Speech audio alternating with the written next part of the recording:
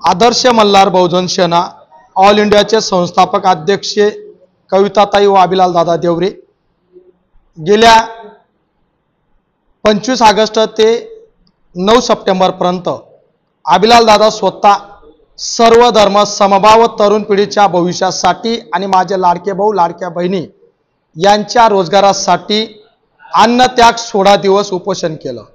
परंतु राज्याचे मुख्यमंत्री आणि देशाचे प्रधानमंत्री राष्ट्रपती यांनी माझ्या उपोषणाकडे दुर्लक्ष केलं, प्रशासनाने दुर्लक्ष केलं। आम्हाला मुख्यमंत्री योजनेअंतर्गत प्रशिक्षण 11 महिने म्हणजे 334 दिवस मी स्वतः जिल्हा परिषद शाळा सुट्रेपाडा इथं वर्ग शिक्षक म्हणून इयत्ता 3रीचा वर्ग सांभाळला। मला 6 महिन्यांतच परमानंट करू असं एकनाथ शिंदे साहेब बोलले होते। देवेंद्र फडणवीस साहेब 1 वर्षापर्यंत तुम्हाला आम्ही राज्य शासनाकडून देऊ मानधन, त्यानंतर तुम्हाला त्याच आस्थापनाकडून मिळेल, तुम्हाला त्याच आस्थापनावर परमानंट करू असं बोलले होते। स्वातंत्र्य दिनाच्या दिवशी 3.5 कोटी तरुणांना रोजगार देण्याचा शब्द प्रधानमंत्री देतात। 10 लाख तरुणांना रोजगार देण्याचा निवडणुकीच्या पार्श्वभूमीवर मुख्यमंत्री शब्द देतात।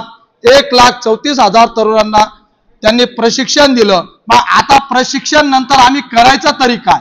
11 महिने मी काम केलं, मला रोजगार द्या, मी भीक मागत नाही। मी भारतीय राज्यघटनेच्या संविधानानुसार कलम क्रमांक 14, 16, 19, 21, 21, 23, 39, 41 या कलमांच्या आधारावर आणि वस्ती शाळेच्या तरुणांना 12वी आणि पदवीधर तरुणांना जर त्यांना झडपीत रूपांतर करून त्यांना वर्ग शिक्षक म्हणून केलं तर त्या आधारावर मी नोकरी मागत आहे, रोजगार मागत आहे। जर हा शासन रोजगार देऊ शकत नाही तर मी कोर्टात जाईल, एवढंच काय मी जनतेत जाईल। निवडणुकीच्या पार्श्वभूमीवर दिलेला शब्द यांनी पूर्ण केला नाही, म्हणून यांना स्थानिक स्वराज्य म्हणजे जे निवडणूक आहे विधानसभा त्यावेळेस असेल, विधानसभा असेल, लोकसभा असेल, प्रत्येक वेळेस मी यांनी खोटं बोललं असं मी जगासमोर आणेन आणि माझा रोजगार घेतल्या सवय मी इथं थांबणार नाही।